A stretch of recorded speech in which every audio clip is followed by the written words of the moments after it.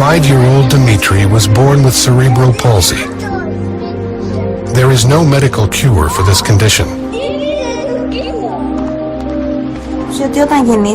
When Dmitri was born, the doctors told us he might never be able to walk, never be independent, that he would have, since this was a chronic disease, certain damage to his health that he might never recover from. We had not tried any alternative. Personally, I trusted nothing but the standard approaches. Until some people we trusted, because we knew them well, told us about Eric. We think of healing as getting up out of wheelchairs, vision returning, hearing returning, cancers disappearing, all sorts of things. And these things happen. They happen. The idea initially was just to attend a seminar that might show us some ways to help Dmitri as a family. This little boy's parents came up and said, will I do a healing session after a presentation that I gave? And I said, well, they're closing the room, but let me finish signing these books and we'll get them to keep the room open for just a little bit longer. What's wrong? And they explained he had cerebral palsy. After the seminar was completed, they met for the first time, just for a short while, about 10 or 15 minutes. There's something in cerebral palsy that's very common where your feet, instead of your feet being able to be flat on the ground, the heel was up. So his heel would not be able to touch the ground. He was scheduled for surgery for that. He had to wear supports and braces. For him to be able to get up, he'd have to hold on to furniture or people's clothing. For him to be able to go down any steps at all, he'd have to sit down on the steps and push himself down a step at a time.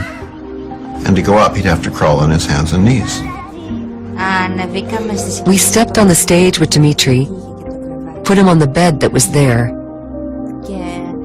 and told him that he should stay calm and collaborate with Eric, and that nothing would happen that might bother him.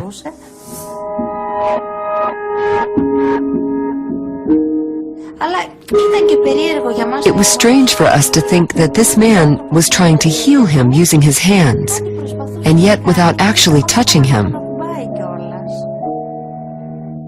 He got up after 4 minutes and was not just walking, he was jumping and he was running. It was a huge surprise and a great joy for us.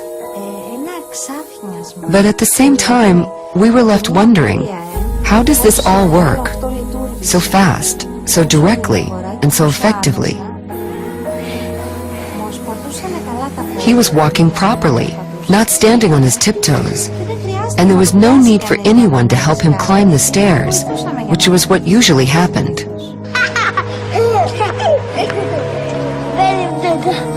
Other children may naturally walk up and down the stairs every day, but Dmitri was unable to do this, so accomplishing such things is very important for him.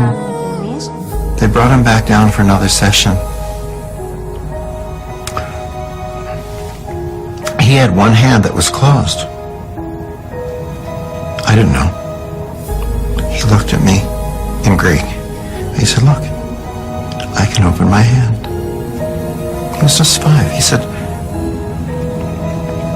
it doesn't hurt anymore.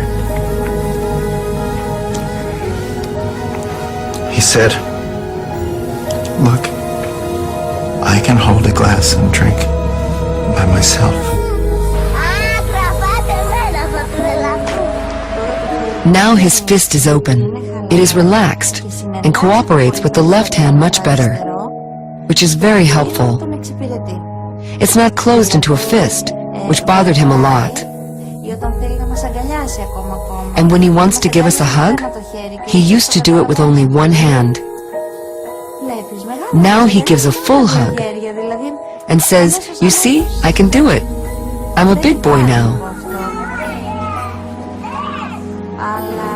Of course, his hand isn't fully functional yet, but together with the left hand, it works somehow, and he doesn't reject it.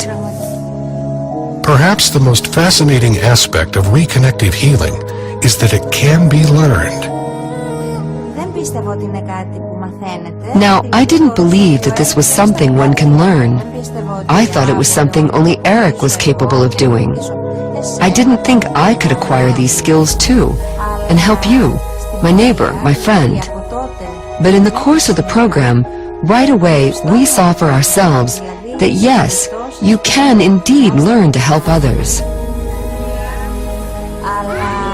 If you see the living example standing in front of your eyes, as we see our own child, then I think that yes, you believe it.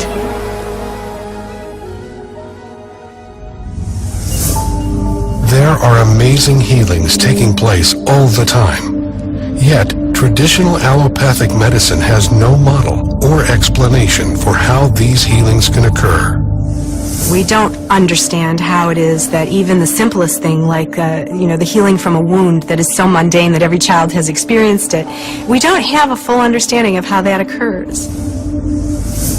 The answers may lie in the fundamental shift which is occurring in our understanding of our universe. Virtually every ancient culture and every native culture has thought of the universe as a unity, as a circle, and man is being central to that.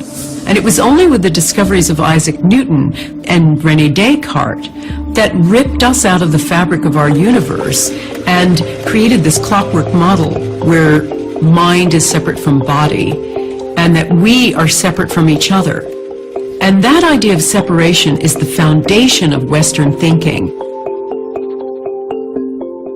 Now, Newton described a very well-behaved universe of separate things operating in space and time according to fixed laws.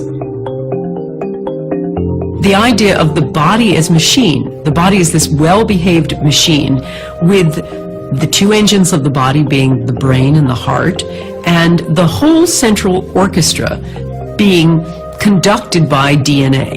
That's the model we have. And we think of various processes being localized in certain parts of the body. What's wrong with that is just about everything. Body is completely decentralized. There is no central brain in a sense, and that the brain is closer to an antenna receiver. It's closer to a transducer of information, a receiver and a transmitter of information, but not the central repository of that information. In our conventional world of biochemistry and cellular biology, we focus on a Newtonian belief of a material world. Through the history of science, we focus on the mechanical reality and have let go of the concept of energy and fields as information in biology. That's the Newtonian perspective that says, focus on the matter, don't pay attention to the rest of the stuff. Except that we're now recognizing that the mind, which is an energetic field of thought, which you can read with EEG wires on your brain, or even more interesting is a new process called magnetoencephalograph called MEG. While electroencephalograph, you put wires on the skin and read brain activity, magnetoencephalograph is a probe outside of the head, and it reads the fields of neural activity without even touching the body. So it basically says that when you're processing with your brain, you're broadcasting fields. 1875 to 1920 was this enormous growth of biochemistry, and it was then thought that chemistry is probably, we're a chemical machine. The answer is to put the right chemical in the body and you'll get better. To a point, that's correct, but it doesn't appear to be correct for chronic disease. It's correct in the short term. There was a major intellectual split going on at the time in physics, because the old Newtonian world, the clockwork universe, was going strong, And a few crackpots in Denmark, Germany, and to a lesser extent England, developed quantum physics and said that it doesn't work the way you said it works. It doesn't happen like that. And there were huge anomalies found in physics that could not be explained. And the upshot of this was that the old idea of a mechanical universe, where everything happens for a specific reason in its own way, had to be dropped. Quantum physics changed our perception of reality over 80 years ago. Surprisingly, this new viewpoint has yet to be incorporated into our current biology model. The main problem with the current biological model is that it's reductionist and mechanistic. That means, first, it tries to explain everything in terms of little bits, generally molecules, because they're the smallest things in organisms. And secondly, it tries to treat the organism as a machine that works simply in terms of physics and chemistry. Chemical reaction in the body is supposed to be central, and the main reason it occurs, according to current theory, is through molecular collision, so that one molecule collides into another, and that's how they have this information, and how we have a cascade of chemical processes. Now, if you think of the usual cell, a cell is like a swimming pool, and molecules are like a couple of tennis balls in that swimming pool. And according to this theory, one tennis ball is supposed to find another tennis ball in this vast body of water and do so instantaneously. And that is supposed to account for all the millions of instantaneous activities that occur in our body at every second. And that's ludicrous. The existing control system of modern medicine is enzymes, hormones, not consciousness, not emotions, not body field. All that is there as your control system is enzymes and hormones. And we find this a bit inadequate to explain the whole majesty of human behavior and sickness and the whole darn thing. It's impossible. Today's medicine still works on the old paradigm of physics, which dates back to the time of Newton and the primacy of matter.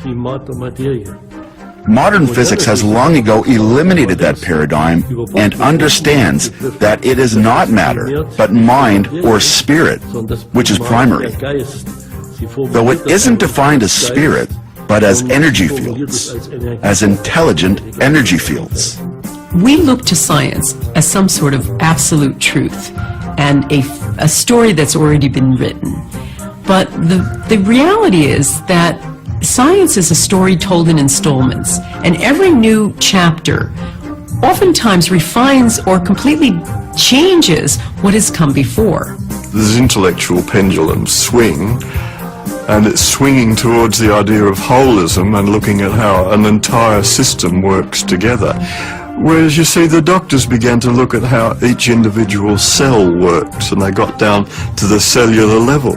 That's all been done for 100 years. Great, we understand it a lot. But we don't understand how the cells talk to each other and how they deal with information. When I was 15 years old, I had a very serious motorcycle accident. I was on a motorcycle I shouldn't have been on, and we were hit by a car that caused a very serious wound in my leg. Ended up with 66 stitches. At the point of impact, I clearly remember having an out-of-body experience where my consciousness watched my body tumbling through the air and ultimately landing. And it was sort of shocking to me when I kind of came back into the body. That said to me that perhaps my consciousness isn't just in my brain, but that it is imbued with more quality than that. And then as I was facing a very serious outcome, they talked about the possibility of having to amputate part of my leg. I remember laying with a cast from my hip down to my ankle and thinking about how to rally my immune system through my thoughts such that I could promote healing in my leg. And so I would lay on the couch and I would visualize my immune system, and I could feel it tingling. I could feel the healing happening in my leg. And I didn't come from a medical family. I have no idea at all where this idea came from. But somehow it was noetic. It came directly to me that that was what I needed to do. And ultimately, they took the cast off, and I'm a two-legged creature still, thank goodness. And so I think that there was something about, my own personal experience with that healing, that there was something about recognizing that my mind was important to my body, and my body was important to my mind, that I just knew intuitively.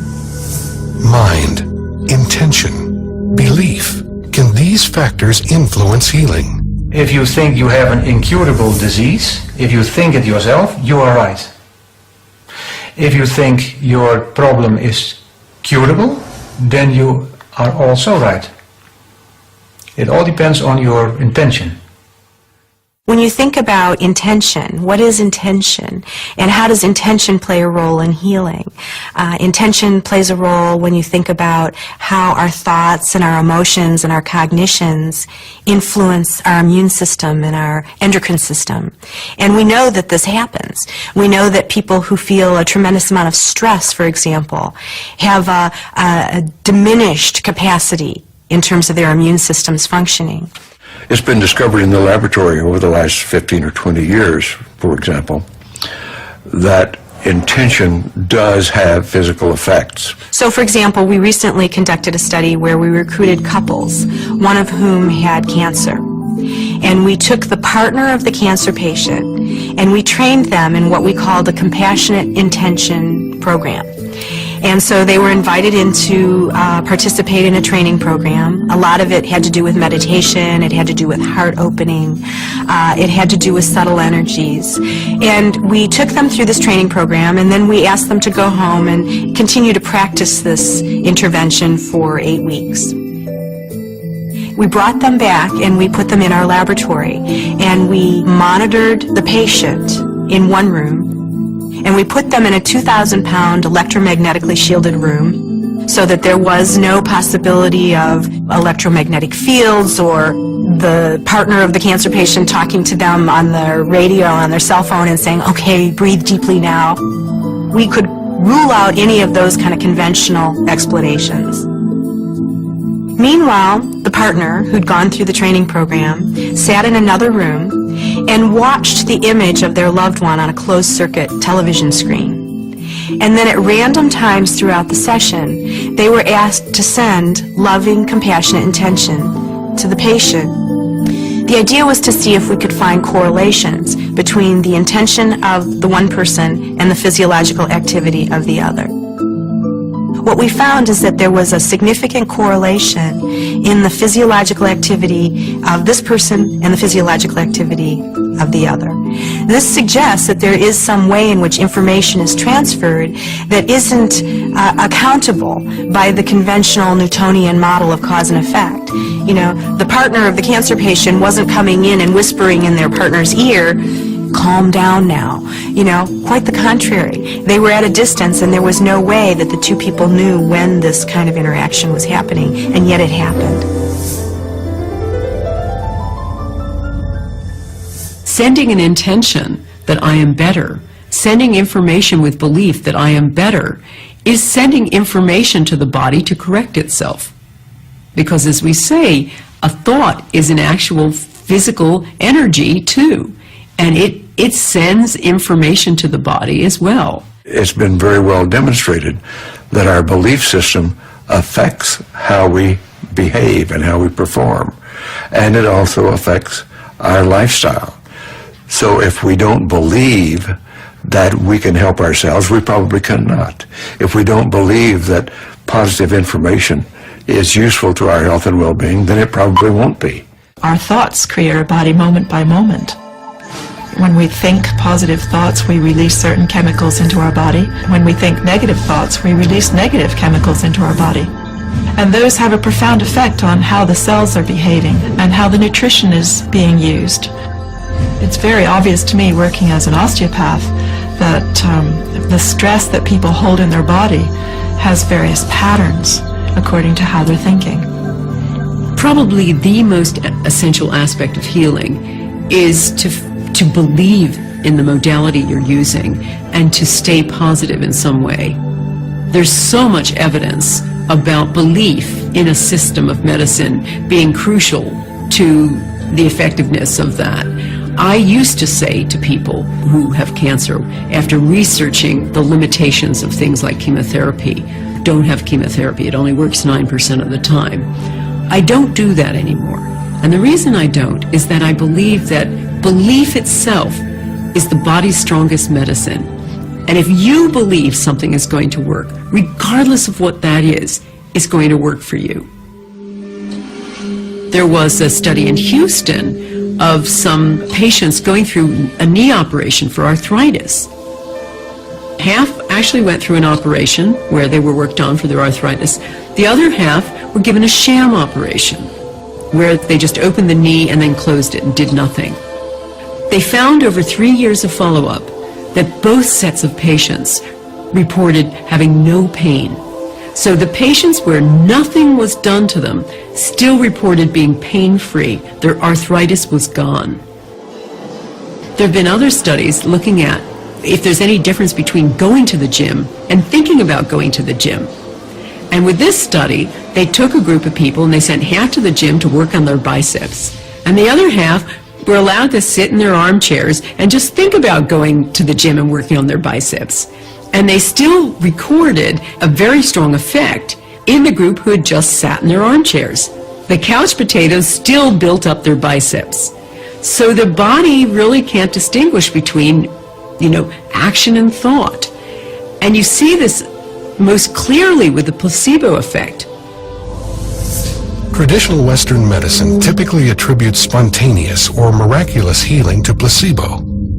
But what exactly is the placebo effect? The placebo effect is the fact that a belief that a person has can override their biology. Well, it's so profoundly important that science has recognized that at least 1/3 of all healings, including drugs and surgery and other allopathic interventions, 1/3 of all healings has nothing to do with the process, but has to do with the placebo effect.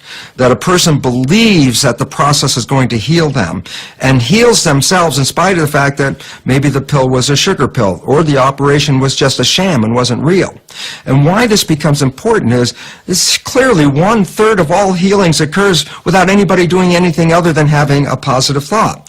And what interests me as a biologist and former professor in a medical school is how we can talk about the placebo effect for about 15 minutes in a pharmacology course and then totally ignore the relevance of thought and mental processes on biology for the rest of medical education, so that our doctors are not really using the placebo effect effectively, that we're not even studying the placebo effect, and right now we could cut the healthcare costs by exactly 1/3 by just using the placebo effect.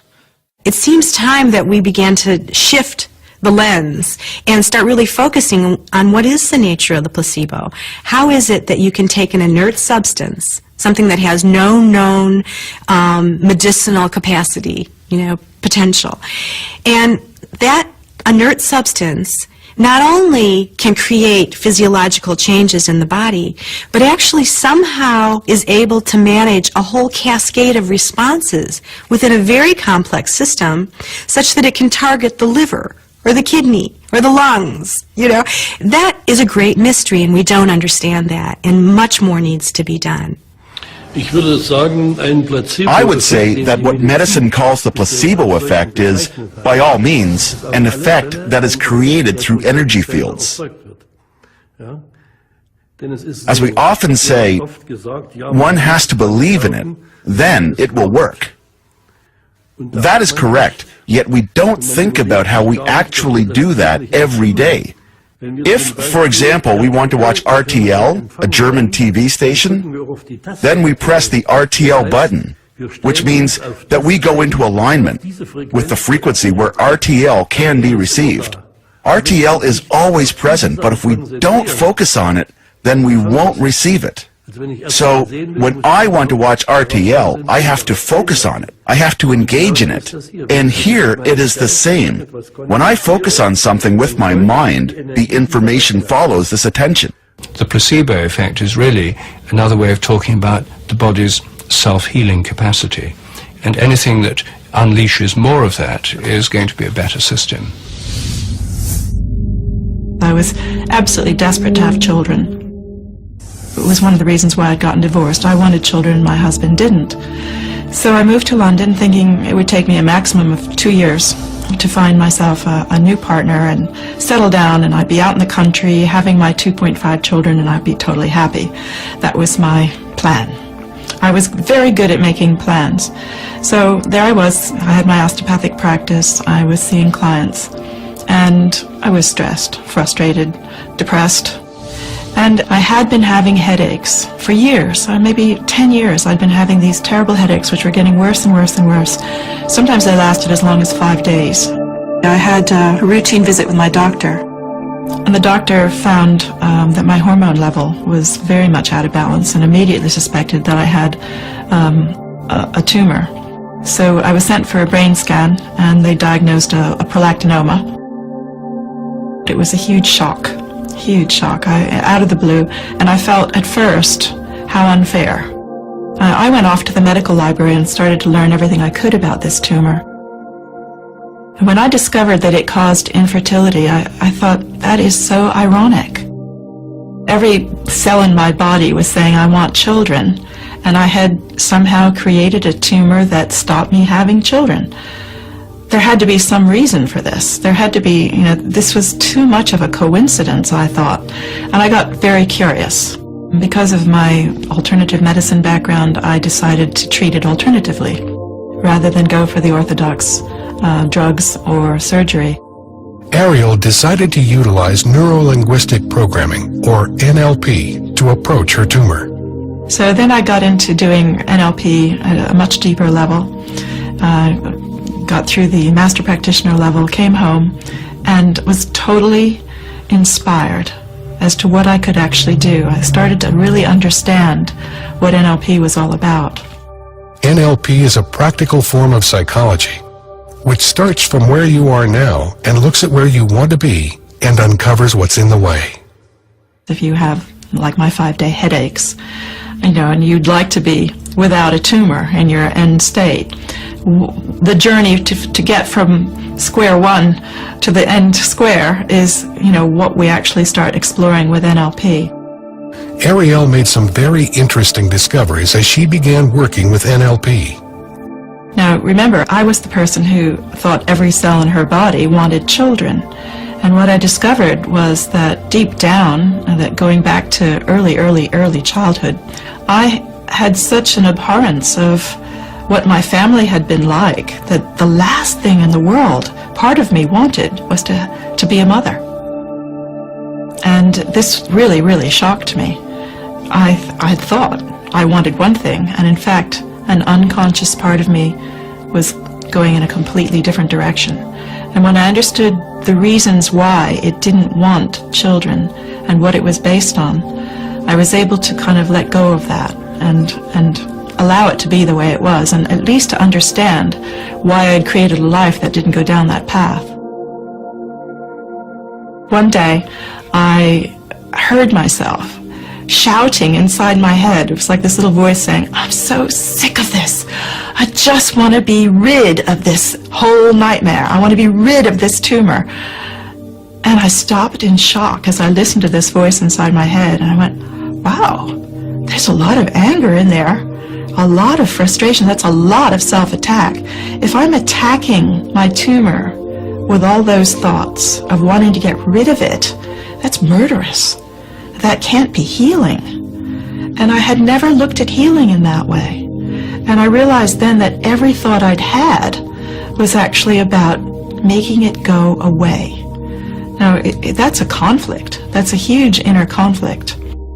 And I decided to look at that a little bit more closely. And I thought, well, what would be the opposite? It has to be acceptance. I thought to myself, well, what would it be like if I really accepted this tumor? And this was quite a few years later, but it was absolutely a turning point in my healing when I realized that my tumor had taken me down a journey I'd never planned.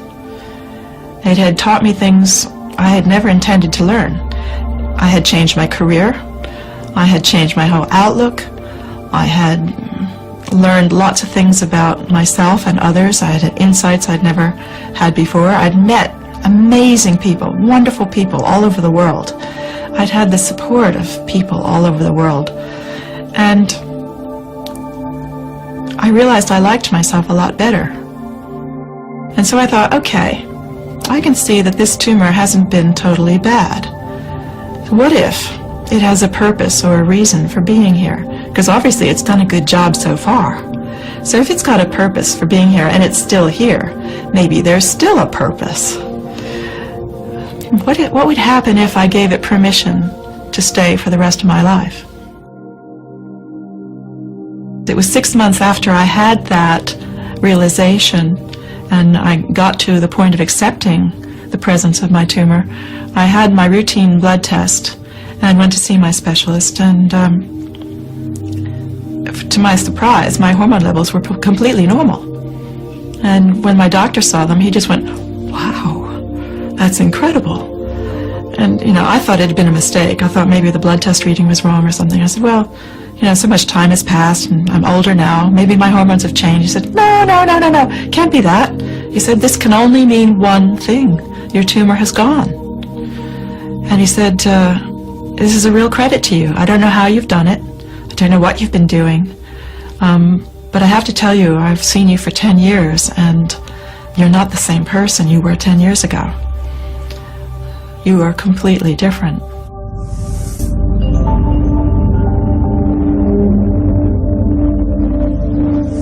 So when we make an emotional shift, let's say we go from frustration to joy, those kind of emotional shifts, about 1,400 biochemical changes instantly go off in the body.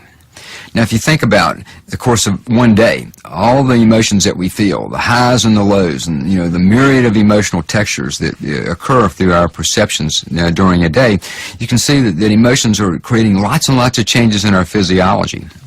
So it makes a lot of sense to start paying attention to the emotional diet as well as to the physical diet. That's one of the keys to better health and certainly to slowing down the aging process. Strong negative emotions just degenerate us. Positive emotional states regenerate us. Become simple math. Feel more love, more care, more appreciation, and your health's got a better chance of improving and staying that way.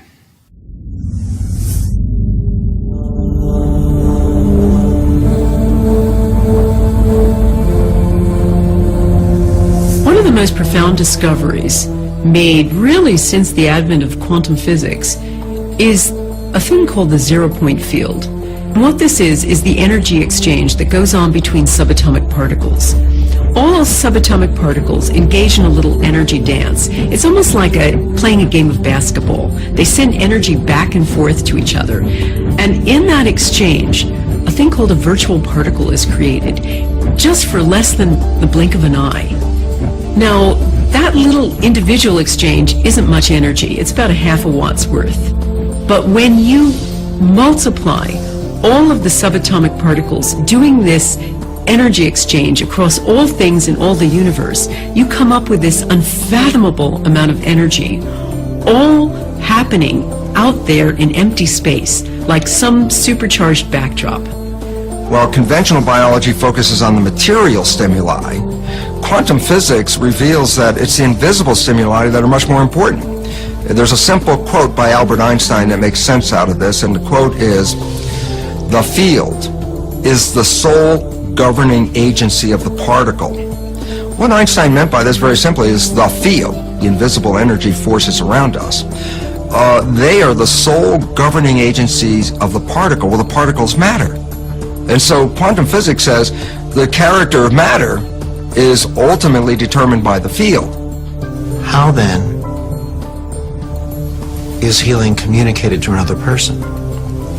Well, you see, there's this field. We're not in this field, we are this field. We're denser, we're lighter in between, we're denser, we're lighter in between, or some people say we're lighter when we're physical form and we're denser in between. Whatever the aspect is, we're blips in this field of energy, of light, of information. We access this field all the time. We pull information from this field all the time. Every one of us has watched a flock of birds in flight and how it changes direction Instantly, all birds in the flock change direction. So, it seems as if a superior bird brain controls all the birds simultaneously. That only works with the help of those fields, since the fields are able to transfer with no informational loss, and above all, instantaneously, with no time delay. Walk into any great cathedral in the United States, in Europe, anywhere, that's been standing for hundreds of years or more, and what you will experience is in that cathedral is a hush of awe, reverence, quiet, and it's a palpable experience.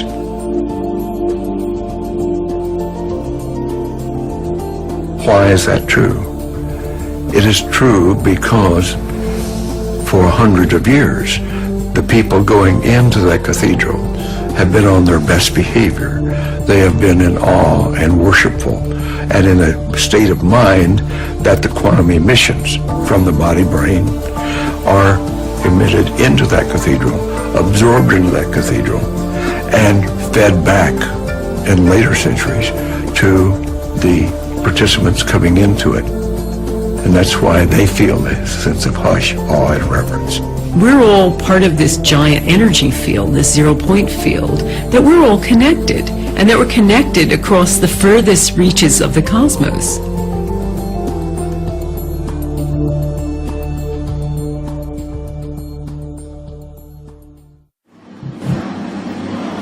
Watch an ice skater. There are things that they can do that are not describable in terms of nerve impulses. Nerve impulses and chemical reactions are too slow to explain the subtleties of life. Even now, if you look up the textbooks in psychology, in medicine or biology, and try to find out how the nervous system works, you're confronted with the discontinuity of the system. The nervous system is comprised of neuron cells that carry electrical and chemical impulses throughout the body. If you measure the impulses of the nervous system, we get some of them going at 200 miles an hour, whereas other of them going at 2 miles an hour, and I think those of the pain reflexes are very slow. How on earth the brain or any other part of the body can coordinate the nervous system and your very fine movements when these impulses are supposed to be traveling at many different speeds is just an impossible problem. If you're a dancer, for example, we're moving in 3 dimensions and you're moving in time. How on earth that person can coordinate all of these important dance steps is quite a mystery. This seems to be impossible with the contemporary model of the nervous system. We need a field theory to explain how the nervous system in all its complexity can coordinate everything that happens in the body. We now know, when you study nervous system activity, that the brain can start firing synchronous pulses throughout different areas of the brain virtually instantaneously. The significance of these coherence of these pulses that begin to fire when actually consciousness is functioning is when scientists looked at how fast you could coordinate all these different areas that were focusing at the same time, that the coherence of the firing was faster than the physical ability of cells to communicate from one area to the other. So basically, these results reveal that the brain is communicating on a higher level than through the physical transmission of nerves. Our brains also don't work the way we were taught in school. Learning isn't here, memory isn't here, speech isn't here, this isn't there, this isn't somewhere else. These aspects are diffuse throughout our brains, and we access it from the field. So it's as if there's this bandwidth of information that we're always in tune with, although not always consciously. We're understanding that the brain doesn't have precise addresses for certain things. No one's been able to find where memory is, for instance. And Carl Pribram did some amazing studies years ago, horrible studies, where they taught rats certain runs and then began systematically destroying the rats' brains.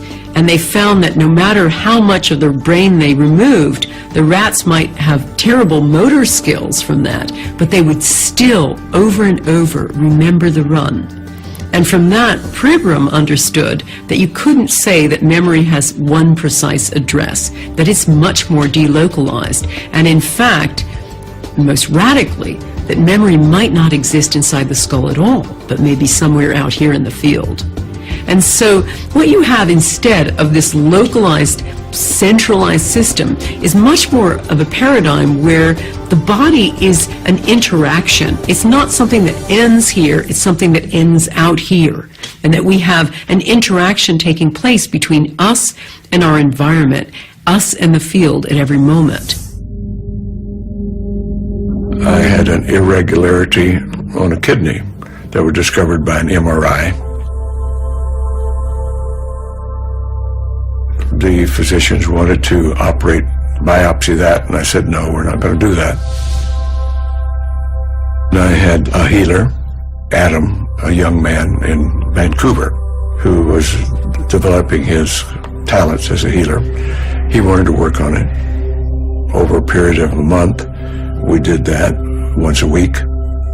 Using just a photograph, Adam can perceive a person's body field in the form of a holographic image. He sees areas where the energy flow is blocked, which indicates illness or injury. Through his intention to heal, he manipulates energy and information to clear these blockages, allowing the body to change. I went back and had a sonogram made of that a month after diagnosis. The radiologist examined the data and said, whatever you're doing, keep doing it, but the irregularity in the kidney is smaller and disappearing. Went back 3 months after that, and later in 2003, after that, where the total healing period had been less than 6 months, and again had sonogram, and it was totally gone. Everything was regular again. Nearly all of the healings that I have worked with have been remote or at a distance, and it doesn't seem to make the distance seems to have no effect at all, which would again suggest we're dealing with a quantum phenomena. The healer was in Vancouver, British Columbia. I was in Florida, the longest distance across the United States. So I've continued then to experiment with different healing modes for different things with different people. But the mechanism is always the same. There's information being transferred, and there seems to be an energy transfer as well that's palpable. It now appears that our bodies are connected to the field, but what is the mechanism for this intercommunication? How can this connection take place? One possible solution? The biophoton. Biophotons are weak emissions of light emanating from the cells of all living things. We know we're sending out information with biophoton emissions because people like Fritz Popp have discovered that we are sending out tiny currents of light. We started to look for these photons. I knew from the beginning on that it must not be very high intensity, but it was clear that one should have these photons at all in a cell. In order to detect the biophotons, Professor Popp and his students needed a photomultiplier that was so sensitive it could see a candle over 12 miles away. When a living organism is placed in front of the photon detector, light emitting from the cells can be observed. We started with cucumber seedlings and later with other ones, and all living systems which we put into the instrument showed this very weak photon emission. Professor Popp theorizes that these biophoton emissions may be controlling our body's metabolism. Molecules cannot regulate themselves.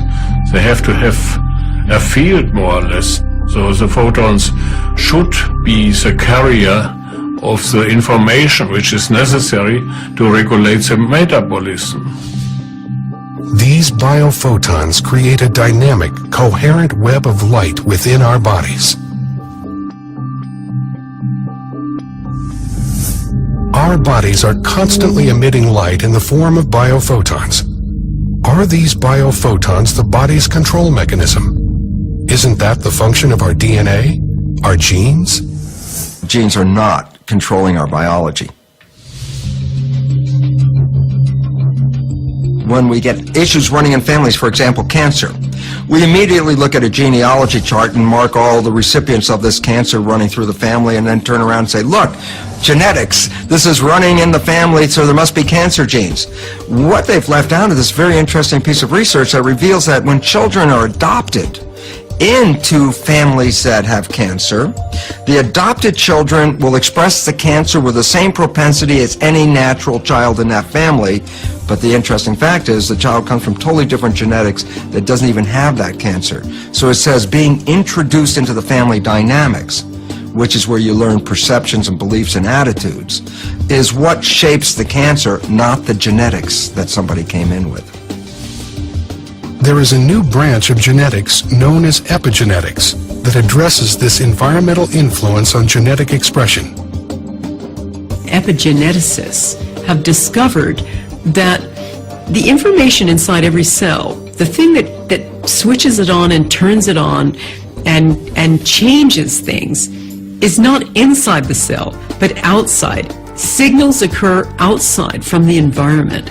A gene is a blueprint, that's basically what it is, to make a protein molecule. And the proteins, there are over 100,000 of them, are the building blocks that give us our biology, our structure, our behavior. Okay? So the issue is, we talk about gene blueprints, and up until the last 10 years, a blueprint was a hard-wired piece of information to make a particular protein.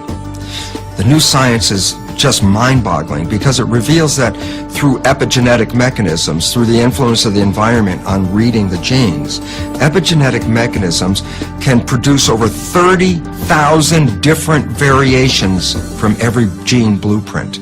And all of a sudden you start to recognize that, you realize we have potentials that are totally unlimited. And this is a great change from a belief that genes were deterministic. Now genes are potentials. If you just look at the molecular level, the Human Genome Project has revealed that we have about 25,000 genes, far fewer than they originally expected. The Chimpanzee Genome Project has now sequenced the entire chimpanzee genome, and their genome is virtually the same as ours. They've got the same kinds of proteins, the same kind of genes. You can hardly tell the difference. Yet, there's an obvious difference, and if you can't explain it in terms of genes, what can you explain it in terms of? And the answer is, I think, morphogenetic fields. Just as you can build two different buildings with the same bricks and cement, if you have two different plans, you can build different organisms with different fields, even if the constituent molecules are very similar as they are in humans and chimpanzees. The DNA is like a library book. These are all the possible proteins from earthworms right up to us. It's all the same library, but you've got to know which book to take out of the library. This is the big problem in genetics itself, is trying to explain how the body knows which book to take out of the genetic library. And we think the body field is what decides which piece of information is taken from the DNA. Many cultures of the past have explored the energetic system of the body. Today, researchers theorize that the body does have a field of energy, known as the morphogenic field, or the body field.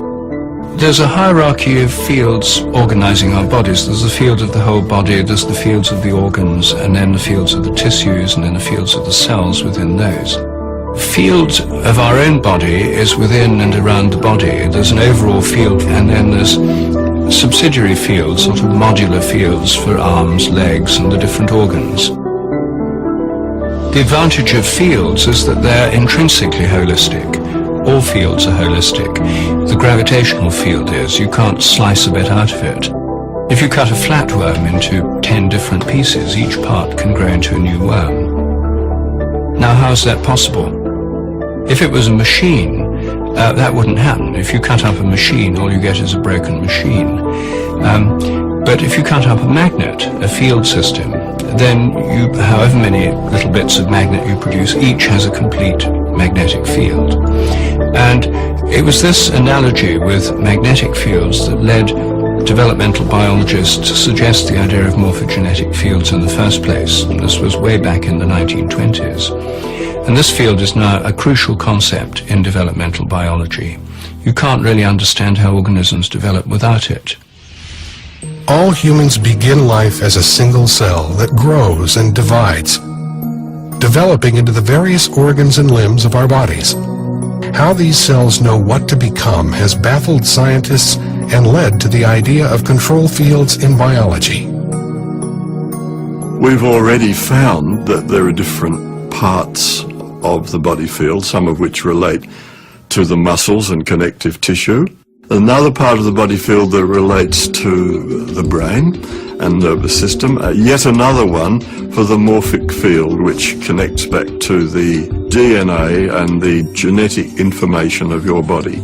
So it links up with medicine in many places, so it's not different from medicine, it's just going a little bit further conceptually. These energetic fields may provide the information necessary for controlling the body. How does the body know to maintain its temperature at a particular temperature? What decides, or who decides, what is going to be the correct blood pressure for that person? Nobody knows, and we're saying, as a holistic idea, the body field decides to turn all the knobs. Morphogenetic fields, or more generally fields of information, yes, are control systems over and above the molecular level or the biochemical level. They're systems that organize the body, they organize the developing organism. Plants have them too, all animals have them. They maintain the form of the body, they help bodies to recover from disease or damage, they underlie regeneration, for example. We can go even further and could say that the human body actually is structured information. Or in other words, that the human body is an energy field. An energy field of standing, stationary, scalar waves that are correspondingly organized, structured, and contain a great deal of information. And I think that we really need a field-based model of the body if we're ever going to be able to integrate different forms of healing or medicine into a coherent understanding. The body field is an energetic field filled with patterns of information. All of the organs in our bodies generate their own specific fields. One organ in particular seems to generate significant fields which affect the entire body. The heart is the emperor in the system. The liver and all the organs have other tasks, but the heart is overruling all. There's a concept in energy medicine called energy cardiology that says that the signals produced by the heart are all of regulatory importance. The heart is constantly emitting sound, pressure waves, heat, light, electrical, magnetic, and electromagnetic signals. All of the cells in the body are receiving these different kinds of signals at different times because they travel at different velocities through the circulatory system. The heart generates by far the largest rhythmic electromagnetic signal in the body. If you look at this magnetic field as a carrier wave, it's being modulated with information. So it's the carrier wave for information. And the work in our lab has shown quite clearly that it's modulated with emotional patterns. In other words, if we're feeling angry or frustrated, irritated, the information that's being imprinted on that magnetic field is very different than if we're feeling care or love or compassion towards that person. The heart has been found to have rhythmic beating patterns that can be incoherent or coherent. These patterns are closely linked to our emotions and how we feel. When the heart's rhythmic beating pattern is smooth and ordered, it's called a coherent rhythm. And that coherent rhythm entrains or synchronizes the brain rhythm, the nervous system, the bodily organs and glands all dance in harmony to that heart coherent rhythm. Positive emotions, what we tend to call positive, things like love, appreciation, care, forgiveness, gratitude, all lead to a very different kind of heart pattern than negative things. Like if we're feeling anger or irritation, anxiety, those create what are called incoherent rhythms or disordered patterns. On the other hand, we have the positive feelings when we're just appreciating the sunset and how beautiful it is. Our heart's beating out this what we call coherent rhythm. It's a sine wave-like pattern that the heart is sending to the brain. And we call it heart coherence because in research we find that the heart has to get into this synchronized, coherent, rhythmic pattern of heart rate in order for the rest of the brain and the nervous system and body to entrain and synchronize to that powerful rhythm. So it starts with the heart. When we feel the pulse, what we're feeling is the pressure wave created by the beating heart. It's not actually the flow of blood, it's the pressure wave. So every time the heart beats, that pressure wave goes to the brain and throughout the body. And if we look at the brain level, that pressure wave synchronizes all the neurons. In fact, the brain would be in trouble if it didn't have that synchronizing signal to kind of give us a global synchronizing effect. When someone is in coherence, you can often feel their love or their compassion or their gratitude radiating. Coherence is the optimal physiological state that underlies learning and performance and facilitating the body's natural regenerative processes. The heart has its own intrinsic nervous system, which can sense, feel, remember, and process information that's independent from the brain. We always think of the information input system as being entirely in the brain. But we're now discovering information that the heart receives information first and then relays it to the brain. Studies have shown that the heart responds faster than the brain to outside stimulation. One of the more recent studies we did in our labs was looking at what we ended up titling the electrophysiology of intuition. There was some previous research that had been done showing that the body would respond in a way that would predict a future event if the future event was emotionally significant and relevant to the person. Participants were attached to sensors to record their brainwave activity, heart activity, and heart-brain interactions. The person would be sitting in a computer, push a button, and then we're recording physiological data, and 6-8 seconds later you would be shown a photograph. Okay, and then the photograph would be from two opposite ends of the spectrum of emotional arousal. Participants were shown pictures of car accident victims, snakes attacking, and other disturbing images. On the other end of the spectrum, the pictures included flowers or sunsets. The photographs were randomly assigned for display to the participants. What's key here is the computer assigned not only which photograph, but which type of photograph after the data was already recorded. So it was absolutely impossible for the research subject, the experimenter, to have any kind of foreknowledge of what photograph it might be. The computer itself didn't even know. The results were surprising. The body responded even before the picture was displayed. What we found was that not only did the body indeed respond prior to the event, seeing the picture in a way that would predict it, but it was the heart that responded first. The heart's response was not only faster, but the signal it sent to the brain varied depending on the emotional content of the picture. Looking at the signals that the heart was sending to the brain, that the heart literally sent a different message to the brain depending on what the future picture was going to be. Then you saw a brain response. Then you saw the body response, which is where it then became conscious. So the flow of this intuitive information is heart, brain, body, and then you have to have the body response for it to become consciously aware of it. What these experiments reveal is changing our basic understanding of how the human body functions. It appears as though the heart and brain, later, have access to a field of information not bound by time and space. If we're talking kind of quantum holographics or quantum physics, that's old news. We're really starting to have ways now of showing that we really do have an energetic or an electronic system. And that's really primary, that it's really not bound by time and space. The heart is connected to a field of information and intelligence that's different but complementary to the field of the brain. It's very clear these neurons in the heart and the brain part have short and long-term memory. They process information. It's a functional brain. Other researchers theorize that the heart may be the master organ for imprinting information into the body field. There's a lot of neural tissue in the heart, and we believe that neural tissue is there in order to act as an imprinter for the hologram. The body's holographic body field is continually supplied with information via the pressure waves of the heart. Inside the heart there's an enormous amount of charge. Now the pressure waves in the presence of this charge inside the chamber of the heart is sufficient to imprint information.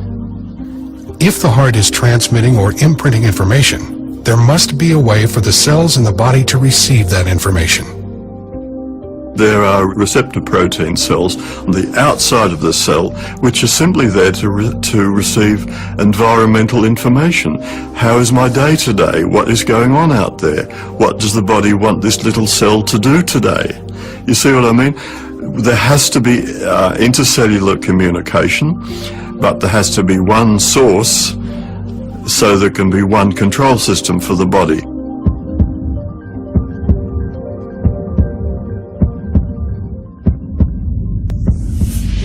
This control system is sending out information to the body via the body field. But what exactly is information? If we think of the body as both a material and an energetic, dynamically exchanging open system, which it is, we need to eat like a ton of food a year and most of it is passed out. So all of that food is somehow turned into the body, which remains extremely stable for long periods of time. Somebody basically doesn't change much for maybe 40 years as an adult. People recognize you immediately, even 40 years later, because the basic body structure doesn't change, even though after a short period of time you don't have a single atom left in your body. They've all exchanged and gone out. And so now this is the hamburger I ate yesterday, and in 3 weeks from now this will be a carrot that I eat tomorrow, and so on. It's a very dynamic system, and yet I remain the same. So if it's not the material, and presumably not the energetic part, the dynamic energetic part, then what's left? There must be something like an informational pattern which holds it together. Many scientists who are on the frontier theorize that and have demonstrated that we're an information system and it's not entirely localized in our body, that we're accessing information from the field all the time. The body appears to be constantly connecting with information within itself and with information in the field. The body is always looking for coherent systems, looking for information interchange between all cells he has, so that every single cell knows what's on. It's a large information system, and some people say that illness is just a lack in the information system, and I suppose they are right. Matter is compressed energy. Information is patterns of energy. There's an information flow in our bodies that we still don't completely understand through our nervous system and through the tissues. And even the ancients, some of the ancients and the Chinese call it the acupuncture system, which is a system of information flow in the body itself. We get a system when we get structure. There's information everywhere, isn't there? But you only get an information system when it's ordered. And the great thing that was discovered in the 1980s was that the acupuncture system appears to be an organized system. It's not just a random group of acupuncture meridians. It looked, upon doing experiments, that they wanted to arrange themselves in a certain order and that they wanted to communicate with each other in a certain direction. So we're saying that information has order, and that's what makes the body feel, is the order itself. The actual regulation of the whole organism and of all cells, the coordination of all cells, is accomplished with the help of these information fields, these scalar wave fields. They guarantee that each cell knows what every other cell is doing at any given time, and we have over 70 trillion cells. This is a lot of information, and it can only be processed with the help of these structured fields. Ultimately, according to Einstein and other people more recently, have said that energy and information must be interchangeable. All right. So information becomes a type of energy because it's an orderliness in space. All right. So they are interchangeable, but on the other hand, in practice, what happens is you get a wave of energy, and then upon that wave, you can get imprinted information. And the amount of information you can imprint appears to be limitless. Informational medicine, medicine that takes information and changes disturbed information, is going to be the future of medicine. Apparently, the control system of the body is not genes or chemistry, but information, which seems to be available in the body field. Is it possible to put new information into the body to affect wellness? That is exactly what a number of researchers are doing. That we've learned how to stop the distortion of information that occurs as a result of various disease processes. Once you stop the distortion, surprisingly enough, the physiology begins to work, the chemistry comes right. There are really wonderful healing stories to be told here. And it's simply because we've learned how to correct the distortion of information in your body field. Disease is, in a sense, scrambled information.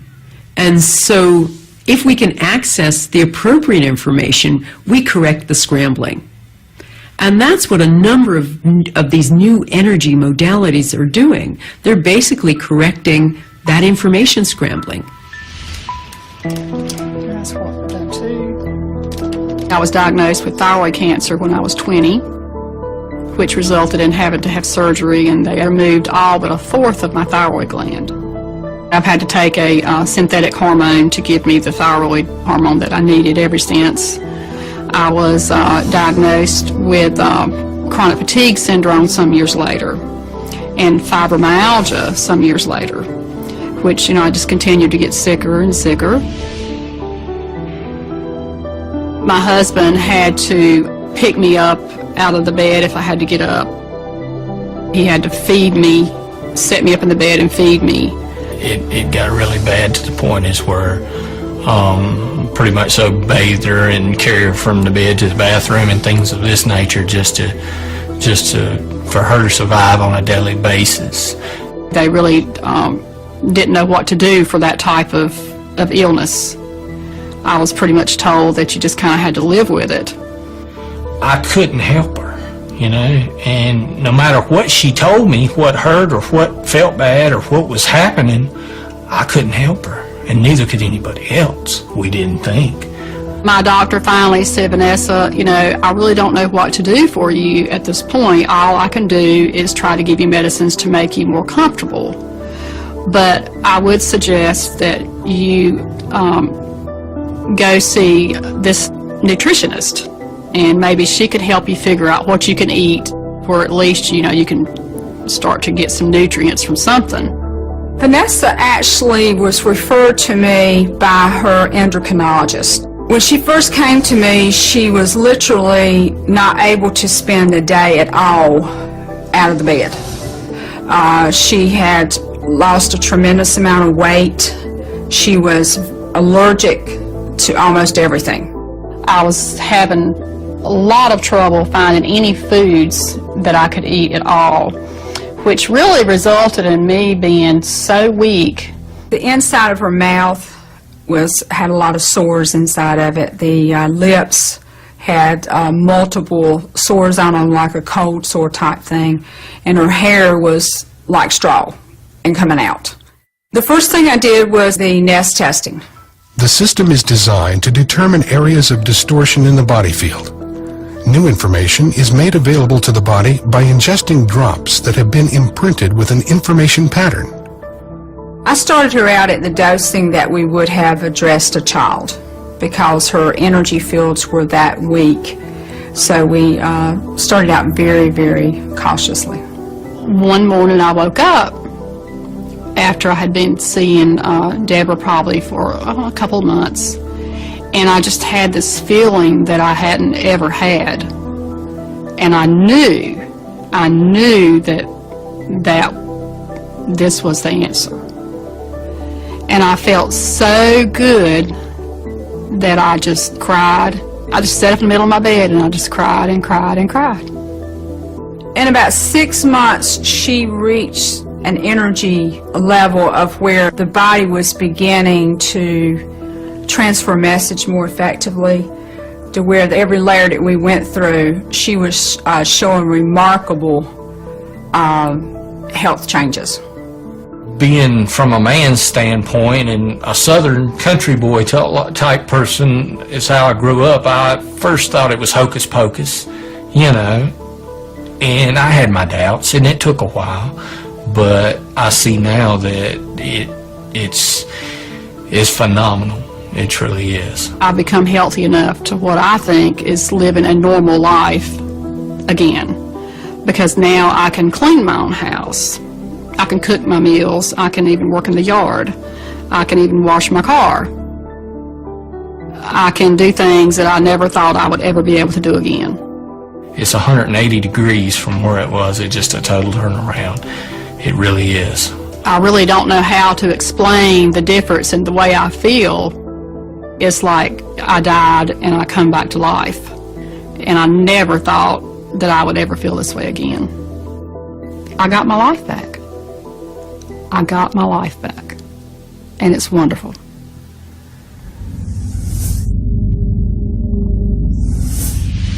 We're on the threshold of an entire new understanding of how disease happens, how information is transferred, and how to enhance information transfer within living systems. There's a vast increase in chronic disease in our community, and I believe using these information methods that we can treat the chronic disease that couldn't be treated before. One of the most remarkable instances of the effectiveness and the instantaneous effect of informational medicine I heard about recently, and it had to do with this system called thought field therapy, which is an energy psychology that supposedly heals and changes negative thoughts around us. And the theory is that negative thoughts hang around us almost like a net, and they affect bodily systems. They use this system in Kosovo with survivors of the war in former Yugoslavia. These were families who had been severely traumatized because the Serbs had killed half of a family just so the survivors would be demoralized. So they took a group of people who had severe post-traumatic stress syndrome, who would have required years and years and years of talking cures and medicine and all that sort of conventional thinking. And they gave them thought-field therapy. And to a person, this is 100% of the people in this study were made virtually instantly better, to the point where they were laughing, joking. They were healed completely from this trauma. Even the practitioners of energy psychology were blown away by the power of this modality. But this just gives us one small example of the power of using information as medicine. So the most important thing for people to do is to take total responsibility for their health. Not to think that it comes from outside themselves or that somebody else can give it to them. And by taking total responsibility, that may mean they have to start with choosing the thoughts that they think so that they are in a good state of mind, the state of mind that's most conducive to healing. One of the fundamental things that has to change in the future of medicine is this focus on the gene as being the solution to every illness. If you look at what epigeneticists are coming up with, you have an understanding that the gene is really subordinate to this outside information system, and that we have to look at information rather than the gene as being the thing that we have to crack, so to speak. We have to come up with information systems that regularize the things that go wrong. I think there is absolutely no question that healthcare today at a global level is in crisis. And it's a crisis of meaning, it's a crisis of economics, it's a crisis of leadership, and it's a crisis of our models and our understanding of what promotes or facilitates healing. We do things like we have a war on cancer. We try to destroy invading organisms. It's a warfare model of health and disease and how to treat disease. And the body really doesn't go for that. We have to learn from other cultures, from other traditions, from the observations of all the different kinds of healers that are working in our own cultures at the moment.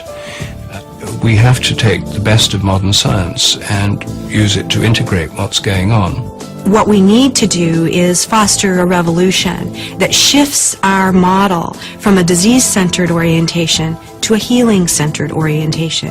And once you begin to make that move, you are, responsive to a variety of different factors that can facilitate or enhance our natural healing capacities. I think we can rightly say the revolution has begun. Not just in my case, there are research workers all around the world who are thinking much the same and who have research data that we can incorporate into these new ideas of the body field. But I think now we have a viable scientific theory for how the body stores and accesses information. So we do have a medical revolution on our hands.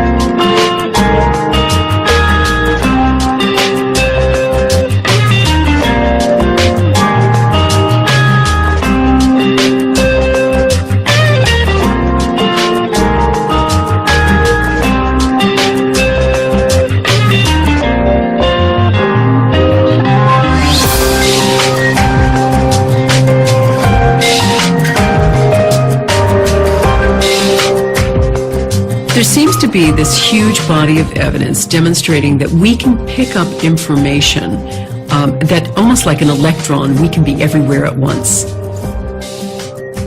So I would say what healing is learning to correct the human body field so that it works according to the original blueprint.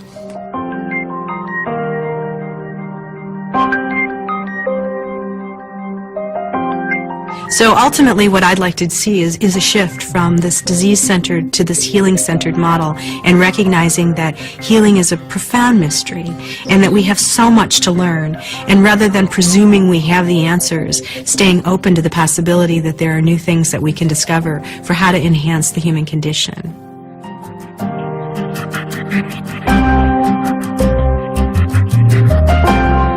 The mind is the functioning of the brain that interprets the environment and adjusts the biology. So rather than being controlled by our genes, our biology is controlled by our mind. And when you understand this, then you realize the power of being able to change your mind, because when you do that, you change your biology and your genetics. If someone's sick, they don't want to know whether pill X works better than a placebo in a double-blind trial. What they want to know is, what's the best kind of treatment?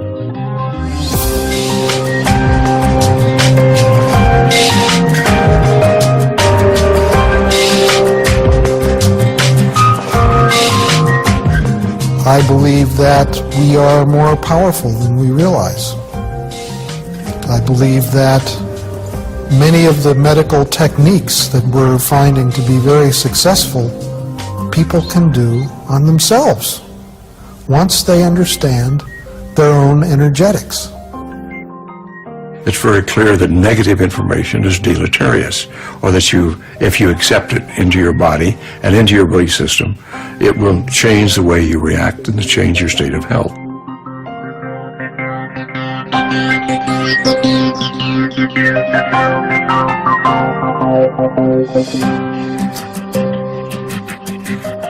We know that from work by William Tiller and others, we found that when you begin to work with reconnective healing, there's an amount of, I believe he calls it, excess free thermodynamic energy that is released. That if this were just energy or just energy healing instead of the reconnection, for this amount to be released and this change to happen in people, it would require that the room temperature rises over 300 degrees centigrade, which of course does not happen because we're accessing something new and something different.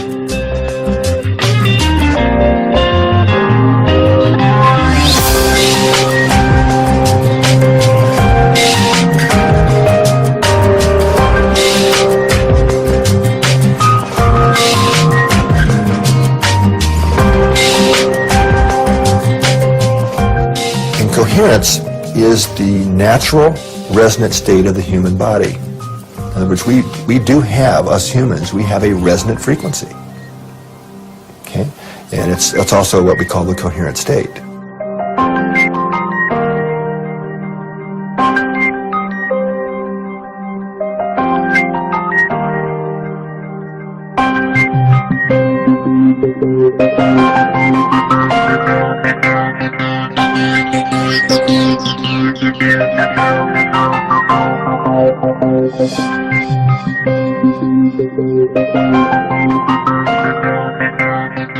So a miracle starts with a change of thinking.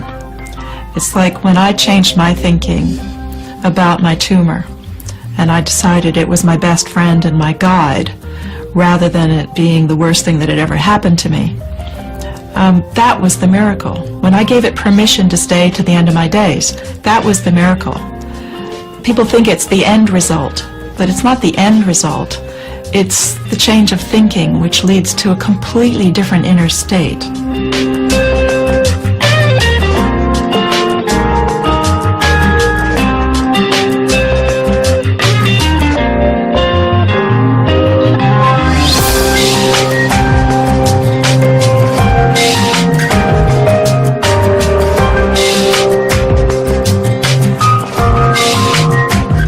You need both. You need the will to be healed and the good information from a therapist, from infoceuticals, whatever. Yes, of course. This has to come together. This has to match.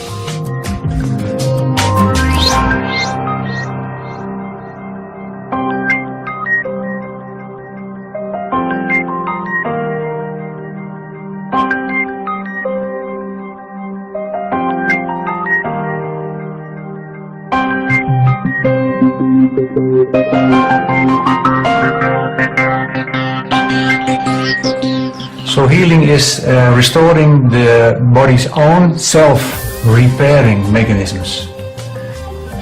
And that's the biggest thing as a doctor you can achieve, that you can help your patients with restoring their own repairing mechanisms.